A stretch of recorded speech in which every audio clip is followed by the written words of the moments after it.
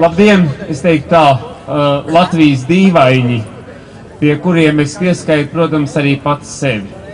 Nu, pasakiet, vai tas nav dīvaini pulcēties uz pilsētas bruģa tik siltā laikā, tik pavasarīgā dienā, kad faktiski mūsu sirds sauc mūs ārā no putekļiem un no dūmiem.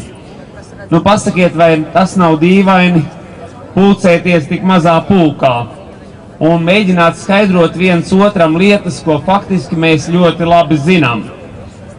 Bet ziniet, šo dīvainību mūsu liberalizētajā laikā, kad morālās vērtības nav cieņā, izskaidro tāda personības īpašība kā tēvzemes mīlestība.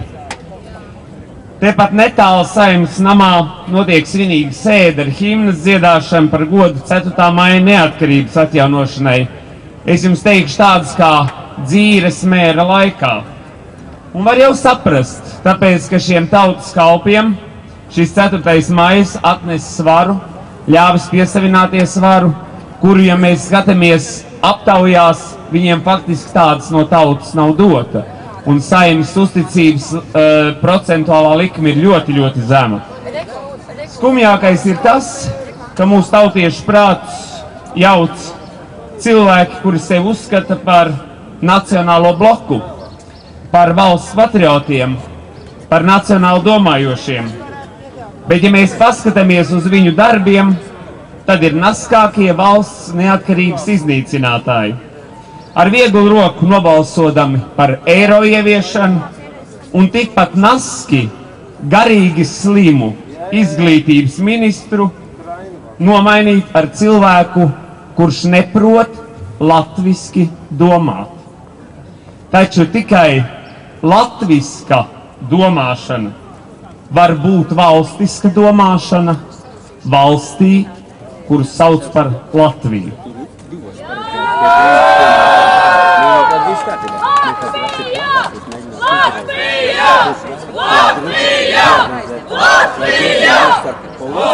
Es šodien šeit esmu aiz cieņas pret tām sirmajām galvām, kuras izcīnīja Latvijas neatkarību, un tām, kuras cauri okupācijas gadiem uzturēja ticību šai valsts pastāvēšanai. Es esmu dēļ tiem, kuri ir aizgājuši viņas saulē, un dēļ tiem, kuri vēl ir mūsu vidū.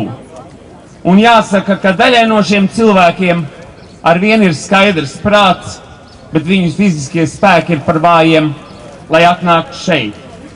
Savukārt citiem spēka ir gana, bet prāts aptumšojies. Un viņi raksta vēstuli valsts prezidentam, Saeimas priekšsēdētājiem, ministru kabinetam par to, ka vajag ar steigu ieviest eiro. Un atgādina mums to, ka lats esot tikai laikmeta raksturojoša zīme, ne nācijas identitāte un tās raksturojums. Es saku, nē.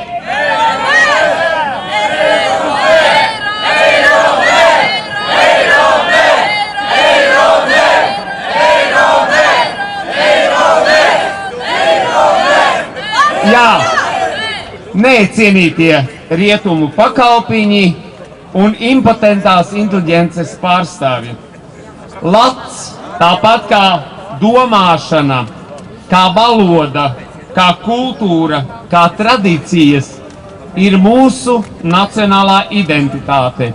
Latvijam jā! Latvijam jā! Latvijam jā!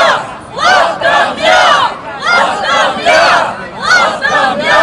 Jā, jo kamēr pastāvēs lats, latviešu valoda, pastāvēs Latvija. Gan viņi, gan mēs brīnišķīgi zinām, kas notiek Eiropas kopējā telpā. Kad Dānija un Zviedrija jau reiz rīkoja referendumus par eiro ieviešanu, kas piedzīvoja sakāvi, jo vairāk kā 80% iedzīvotāji nobalsoja pret. Viņi zina, ka Eiropas zonā negrasās stāties ne Šveice, ne Norvēģija, ne Ungārija, ne Polija. Viņi zina, ka Somija apsver iespēju izstāties no eirozonas, ka Vācija šajās dienās sāk gatavoties referendumam par markas atjaunošanu. Viņi zina, ka Austrijā šajās dienās gandrīz krita valdība, jo finansu ministre bez saskaņošanas ar valdības vadītāju bija uzrakstījusi Briselē atteikumu veikt kārtējos maksājumus Grieķijas un Spānijas glābšanai. Bet mums valdība turpina cītīgi melot. Arī vakardienas panorāmā televīzijā tika ziņots, situācija Latvijā neesot tik slikta, jo labējie ekstrēmisti mūsu valstī nav populāri, tādēļ ir izgāzies viņu mēģinājums kopīgi organizēt pret eiro ieviešanas vērstu kampaņu. Ko darīt? Mēs visi esam pašvaldību vēlēšanu priekšā, bet es kā cilvēks, kurš nekad nav kārojis politiskas varas, esmu absurdā situācijā, jo es esmu piekritis doties cīņā par Rīgas mēra amatu un būt līderis vienīgajam sarakstam, kurš strikt iestājas par lata saglabāšanu. Saraksts nav liels tajā, jo būtu utopiski domāt, ka mēs varētu iegūt bez sponsoru līdzekļiem, bez reklāmām vairāk kā 1/4 daļu. Toties mūsu sarakstā ir 6 pedagogi, 3 zinātņu doktori. Viņu vidū nav neviens, kurš būtu korumpēts vai citādi politikā sasmērējies. Mēs neesam ekstrēmisti un neesam ne labēji, ne kreisi. Mēs esam sociāli demokrātiski un vienlaikus nacionāli noskaņoti, jo valstī sen neeksistē sociālais dialogs. Mēs esam par rīcību, tāpēc startēšanas rīcības partijas zīmola, kuru sarakstā pārstāv tās priekšsēdētājs, nostādāmies saraksta pēdējā vietā un pirms sevis palaizdams bezparteisks cilvēks, kāds esmu arī es, ir gana laba zīme par to, ka ir pienācis laiks partiju kliķu likvidācijai. Mums nav ne valsts, ne oligarhu līdzekļi, lai reklamētos, un faktiski es to nemaz nevēlos darīt, jo nejūtos kā ražotājs vai prostitūta, kam būtu nepieciešams kaut ko pārdot. Es nevēlos šīs rīcības rezultātā gūt peļņu, vien turpināt savu darbu Latvijas valstī, tās iedzīvotājiem, savai tēvzemei, aiz cieņas pret sirmām galvām, kas man palīdzējušas augt, tapt, veidoties un kalpot šai valstī. Līdz ar to atbalsts mūsu sarakstam ir tikai domājošu Latvijas patriotu rokās, kam sirdis vēl karstas mūsu kopējās mīlestības Latvijas vārdā. Daudz teiks, tas ir tikai viens saraksts Rīgā, bet mēs taču zinām, kāds gars valda Rīgā, tāds Latvijā, kāda morāle Rīgas domē, tāda Saimā. Un visbeidzot, kas vada Rīgu, vada Latviju.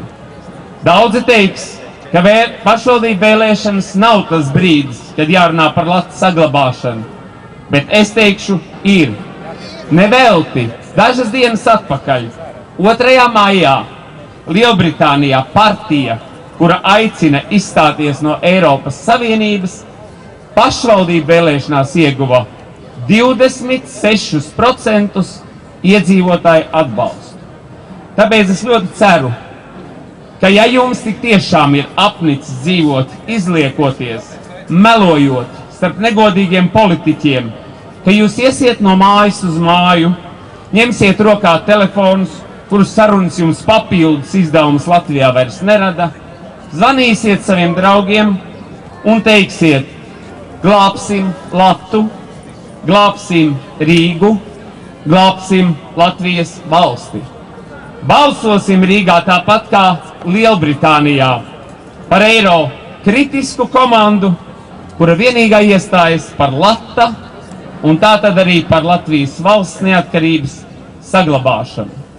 Un noslēgšu es ar Ojaru Vāciešu rindām, kurš kādreiz teica tā: jā, griežas mūžīgs laika rats, un cilvēks būt ik katrs vēlas, un izvēlas vai neizvēlas, par to viņš katrs atbild pats. Paldies par uzmanību!